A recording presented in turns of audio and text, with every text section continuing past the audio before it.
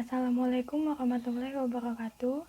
Saya Firania Aulia dari Universitas Muhammadiyah Tangerang, Prodi Akuntansi. Adapun tujuan dibuatnya video ini yaitu untuk memenuhi tugas mata kuliah teori akuntansi. Adapun pembahasan yang pertama yaitu akuntansi dan laporan keuangan. Akuntansi memiliki tujuan untuk memberikan informasi yang dapat digunakan dalam pengambilan keputusan.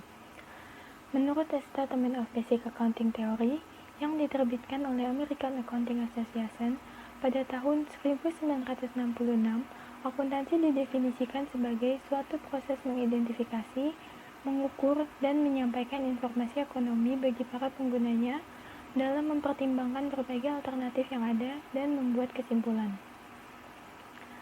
Beberapa pihak memiliki pandangan yang berbeda mengenai akuntansi, yaitu ada yang berpandangan bahwa akuntansi sebagai suatu ideologi, bahasa bisnis, catatan historis, realita ekonomi, sistem informasi, komoditas, pertanggungjawaban, dan teknologi. Meskipun begitu, akuntansi tetap memiliki tujuan yang sama.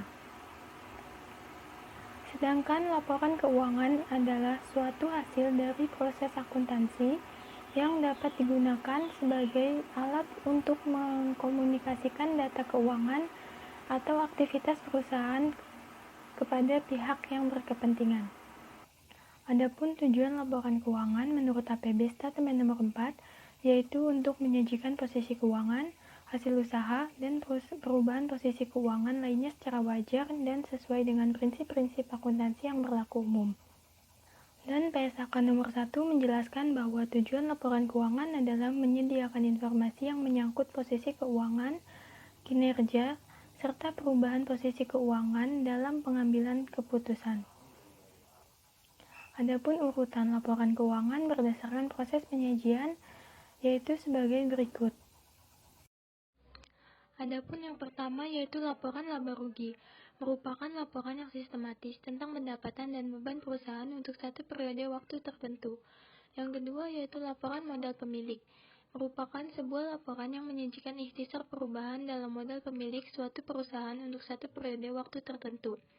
Modal pemilik akan bertambah dengan adanya investasi dan laba bersih. Yang ketiga yaitu neraca, merupakan sebuah laporan yang sistematis tentang posisi aktiva, kewajiban, dan modal perusahaan per tanggal tertentu. Tujuan neraca adalah untuk menggambarkan posisi keuangan perusahaan.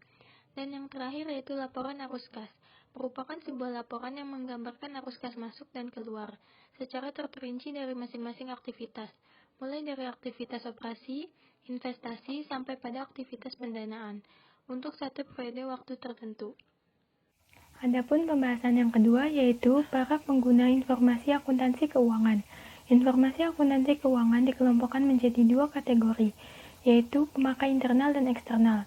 Adapun pemakai internal terdiri dari direktur dan manajer keuangan, direktur operasional dan manajer pemasaran, manajer dan supervisor produksi. Dan pemakai eksternal yaitu investor, kreditor, pemerintah, badan pengawas pasar modal, ekonomi, praktisi, dan analis. Dan pembahasan yang ketiga yaitu organisasi pembentuk standar akuntansi di Amerika. Standar akuntansi mencakup konvensi, peraturan, prosedur yang telah disusun dan disahkan oleh sebuah lembaga resmi, yaitu badan pembentuk standar pada saat tertentu. Terdapat 4 organisasi yang memiliki pengaruh besar dalam pengembangan SAK di Amerika, yaitu yang pertama Securities and Exchange Commission, yang kedua American Institute of Certificate Public Accounting, yang ketiga Financial Accounting Standard Board, yang keempat yaitu Government Accounting Standard Board. Adapun beberapa alasannya sebagai berikut. Adapun pembahasan yang keempat yaitu prinsip-prinsip akuntansi yang berlaku umum. Profesi akuntansi telah mengembangkan seperangkat standar yang berlaku umum dan diterima universal. Di Amerika, standar ini dinamakan sebagai prinsip-prinsip akuntansi yang berlaku umum. Standar ini diperlukan sebagai patokan atau pedoman dalam penyusunan laporan keuangan yang baku.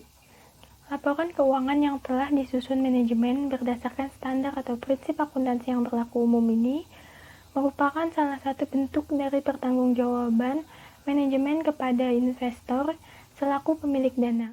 Adapun pembahasan yang kelima yaitu standar akuntansi internasional. Semakin berkembangnya dunia usaha serta terintegrasinya pergerakan dan pasar keuangan dunia, maka adanya suatu standar global sangat diperlukan. Standar tersebut mempermudah bentuknya setelah adanya dukungan dari IASB, International Accounting Standard Board, terhadap akuntansi internasional saat ini. Ada dua standar akuntansi yang diterima untuk digunakan secara internasional, yaitu GAAP Amerika dan IFRS atau biasa disebut Standar Pelaporan Keuangan Internasional. IFRS diterbitkan oleh IASB yang berdiri pada tahun 1973.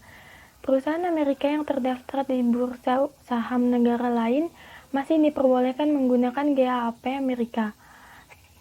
Sedangkan Uni Eropa mewajibkan semua perusahaan terdaftar di pasar modal Eropa untuk menggunakan IFRS.